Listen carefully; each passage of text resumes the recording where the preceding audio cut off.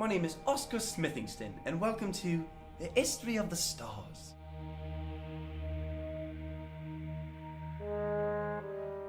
In this episode, we will talk to many famed experts in regards to ancient civilizations and their beliefs in the skies.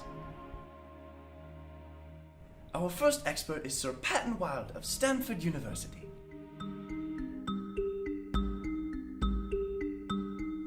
The Mayans are best known for the precise measurements they took of the sky without the use of a telescope. Through our observations of 4 famous books that they left behind, as well as the incredible architecture and carvings that we can now observe today, we can see that the Mayans were incredibly accurate in mapping the sun's path across the sky.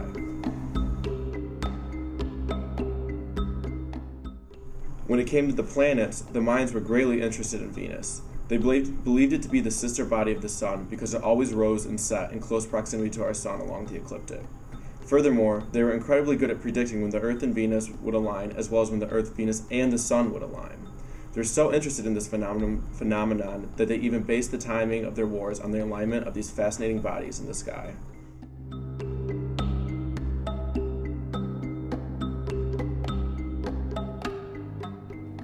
Our second expert is Johannes Reichenberger from Harvard University.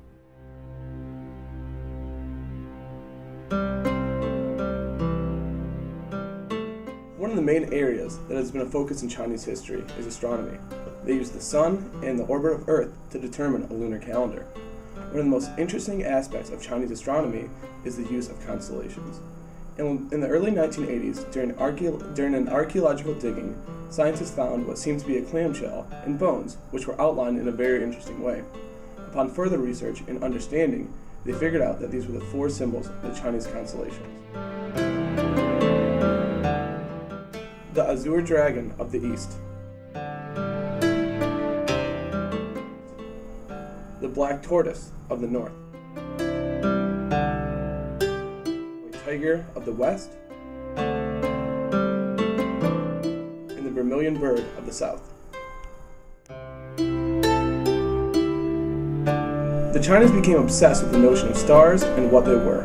One of their many creations were celestial globes. Celestial globes create a representation of the stars in the night sky, allowing observers to see a model throughout the day. It is believed that the first Chinese celestial globe was made in 30 to 50 BCE.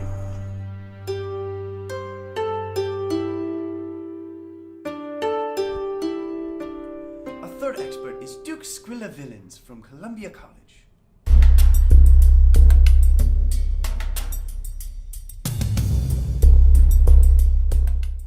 Ancient Egyptian astronomical accomplishments are most easily seen through the arrangement of their infamously large temples and structures.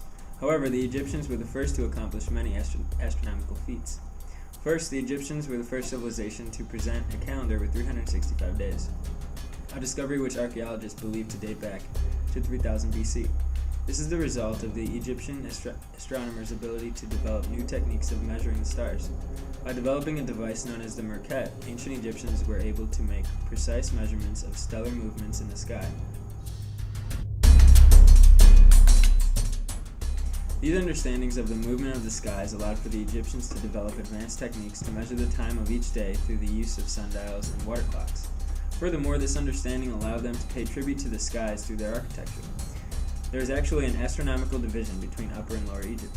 Structures in Upper Egypt, such as the Great Pyramids of Giza and the Sphinx, were oriented to face the equinox phases of the sun.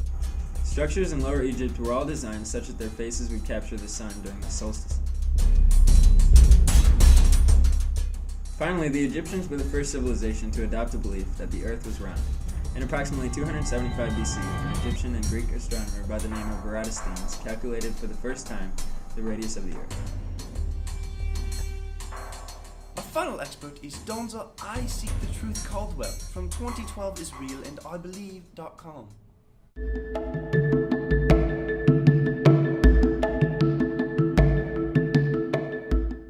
Hi, my name is Dr. Donza I Know the Truth Caldwell. I actually had my middle name changed because of how accurate it is. 2012, is it myth or is it fact?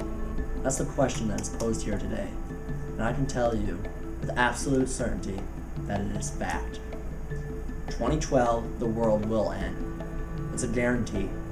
The Mayan calendar, it ends in 2012. The planets are destined to align in 2012. Earthquakes in Japan. Did you not just see the earthquake in Japan? That is a precursor of what is to come.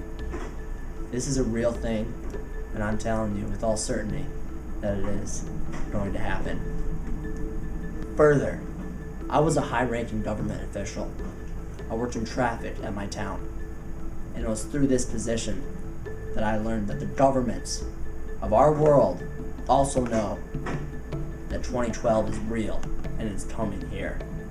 There may be some skeptics at NASA, namely Zellner, but no, she's wrong, and I have the proof here. It's all here. Thank you.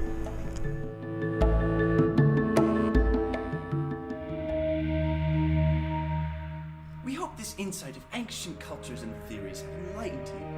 I'm Oscar Smithingston, and always remember, aim for the moon. Even if you miss, you will land among the stars.